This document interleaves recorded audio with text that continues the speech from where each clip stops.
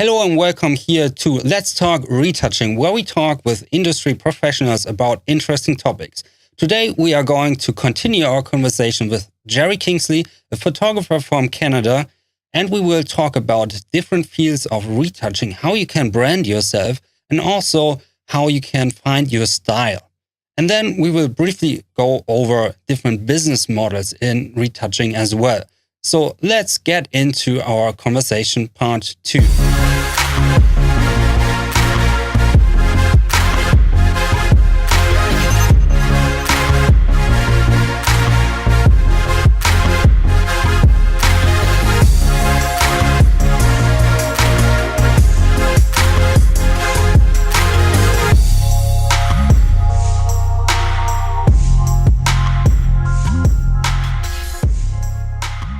So yeah, in terms of the skill set as a retoucher, in the commercial world, we now talk a lot about on how important the communication skills are. And I want to touch a little bit on the different fields of the retouching industry. So there are quite some jobs, or let's say different fields of photography and retouching in the commercial world. Also, there's editorial, which I wouldn't even consider commercial or advertising. Then we have the advertising campaigns, which could be beauty images, it could be corporate images. So going back to what we talked earlier, and do we need a style? It depends a little bit on how you want to specialize. Do you just want to work in one field? Do you only want to work in beauty and stuff like this? Or do you want to work in different fields? Do you want to do ad campaigns? So what are your opinions on how the requirements are for retouchers and maybe even photographers to work in such different fields? Yeah, I think, it never pays off to be a jack of all trades. That's one thing that I've learned over time. And it's a hard thing to learn because everybody kind of want work. They want to be busy. They want to be getting clients. And even I know a lot of photographers that will shoot anything from weddings to commercial to corporate to babies and that. And usually it's consistently just mediocre. You have to niche yourself. I'd say like if you're doing more than 3 different styles, you're going to be overextending yourself. It's hard to be an expert in 3 things. A specialization is exactly that. It's specializing in one thing. Imagine if I was a doctor and I said, I'm a doctor that specializes in newborns, in old people, in palliative care, and cardio. It's like, no, you're not going to want to see that doctor because you're going to want to see the cardiologist that specializes in the one thing. But it's hard when you're trying to find work and you're trying to make a living and people are coming at you. Well, hey, I got this job for architectural, retoucher, and then I have a product retoucher, and then I have beauty, and you're like, well, I want to work. I need to make money to pay my bills. But at the same time, you're somewhat doing yourself a disservice. If you can focus on what you enjoy doing and keep refining your work, then eventually the work will come to you because you will basically all the experience you gain will be compounded over time, and you will separate yourself from everybody else around you because you're going to have that higher quality look. You'll be more experienced. It's a hard thing to do and a hard thing for people to learn, but it's like you have to buckle down. The work will come, but it takes time. It takes 3 years to build usually for most businesses starting out. So if you're a retoucher listening and you're like, well, I want to start being a retoucher tomorrow, don't plan on turning a profit for 3 years. That's just a reality of read any basic business book, and that's the way it is. So first thing is be passionate about what you want to do and focus and do the work that you want to do. Market yourself to the photos you want to take. If you want to be a beauty retoucher, cosmetic retoucher, then do that. But then don't apply those stylistic things to corporate headshots, or journalistic work. It's like you got to be consistent. If this is your style, then focus on that industry and that genre. And also along these lines, I find it quite important. Like, let's say someone is starting out. There's nothing wrong with starting out and taking jobs in different fields, but it's not a thing on what you put on your website and your portfolio. So I would recommend, if you get a job because someone is asking you, you can do that, but you don't have to tell anyone. because it makes you look like, okay, he's doing everything for everyone and probably to very low rates. So you can do these jobs, but I would recommend sitting down, working on your portfolio in your free time, or depending on how you're trying to get into the field of retouching. And maybe you have a day job, so work on the side and trying to get good images to work on, building reports already with photographers who might eventually come up and give you paid work. And also, when it comes to educating your retouching skills, it's something you just mentioned is even if you are in working on people images, don't go full into beauty retouching and expect to work for a client like yours who has an editorial look and cinematic look and try to apply that to this work. So you have to obviously get the experiences in the fields you want to work in. It probably wouldn't harm to look into different fields as well to understand how one is different from the other and how the expectations of clients might be different. So that experience is probably worth a lot. And also what I found is when learning something and when learning skills is we tend to overdo it and do not respect the images or the boundaries for the field we are working in. And that also, I mean, I see it a lot, and you probably also see it a lot with portraiture. So there are a lot of people learning about, okay, there's high-end retouching, or there are certain these blurring techniques, and they trying to apply it to regular portraiture or for their wedding images and stuff like this. So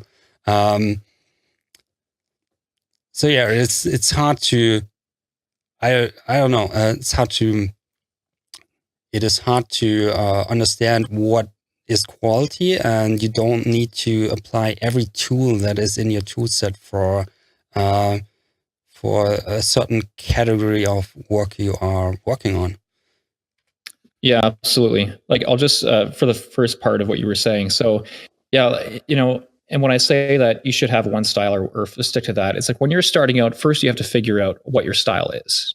You have to figure out what you like doing. I remember when I first started out in photography, I started doing astrophotography just for fun. Then you started, okay, somebody asked you to do a wedding, somebody asked you to do this, this, and that. I didn't just, make a Facebook page. The next day I was interested in photography and called myself a business and posted everything.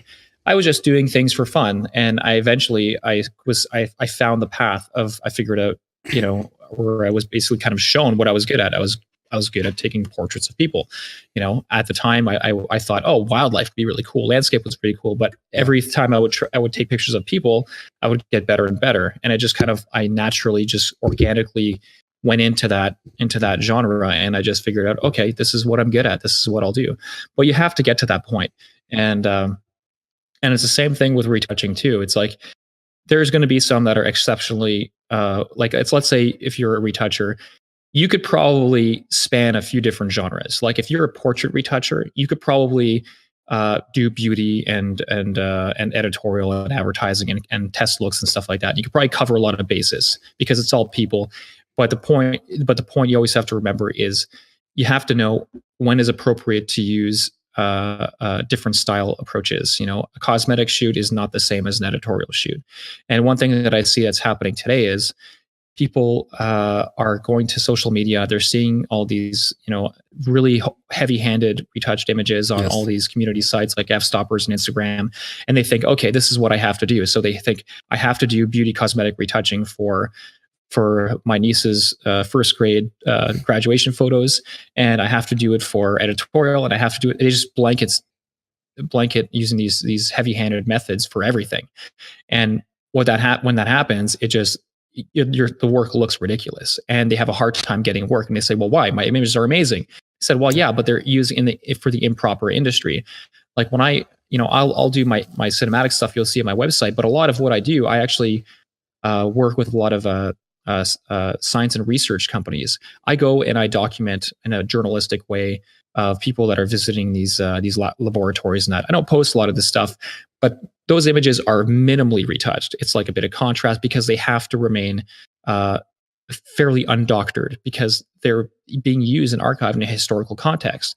If they were to hire a photographer or a retoucher to work on these photos and they went full glam freaking beauty cosmetic on it, they're probably not going to have a job for too long. Either they're going to push the client into a style that they shouldn't be in because they don't understand the industry, and the client might not even understand. They might just think, oh, these are good. Or they're going to lose the client, right? And they're going to have a hard time getting business. Yes. So it's important to understand when it's appropriate to use certain tools in your toolbox. That's all they are. Mm. Everything is a tool.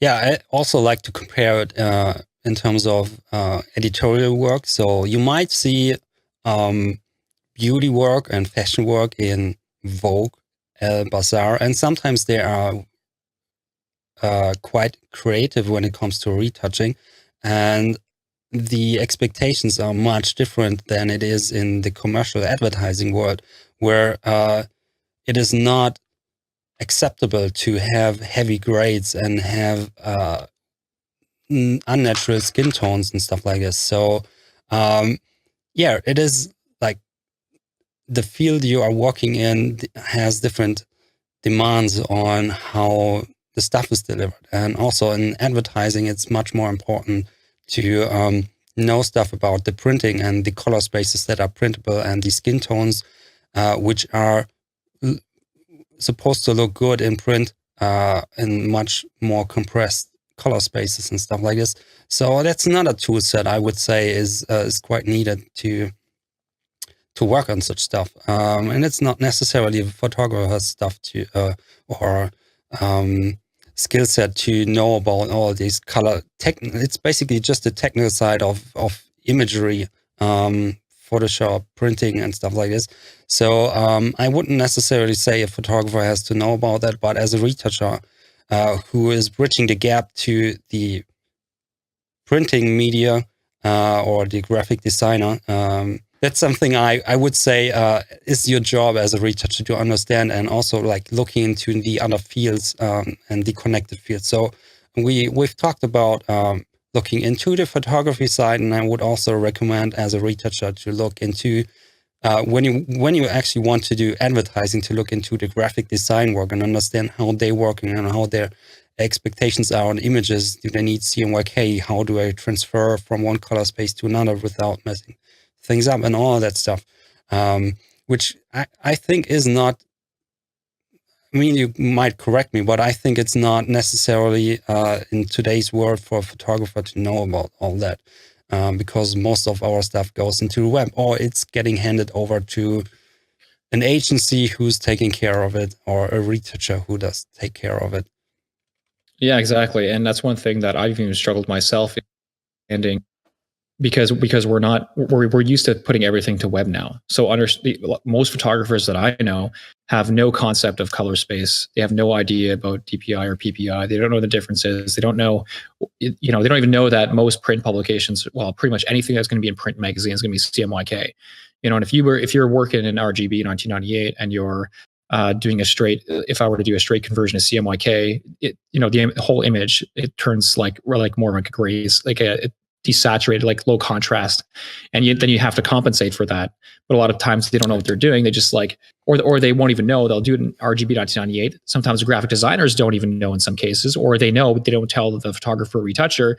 They take RGB 1998, flip it to CMYK, send it to print without checking it, and then a photographer or retoucher like, well, what the hell? Yeah. This is what I made. What'd you do? Why'd you ruin it? And it was just because people aren't knowledgeable, or they're not working together, and it comes back to communication. They don't know. They don't know the differences.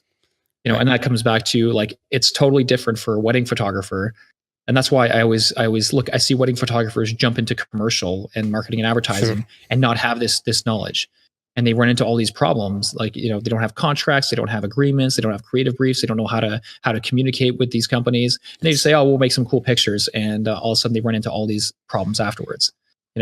Right. Because they didn't have the knowledge. And that's the main differences in working B2B and B2C. Basically, it's a much different approach on how to deal with your clients.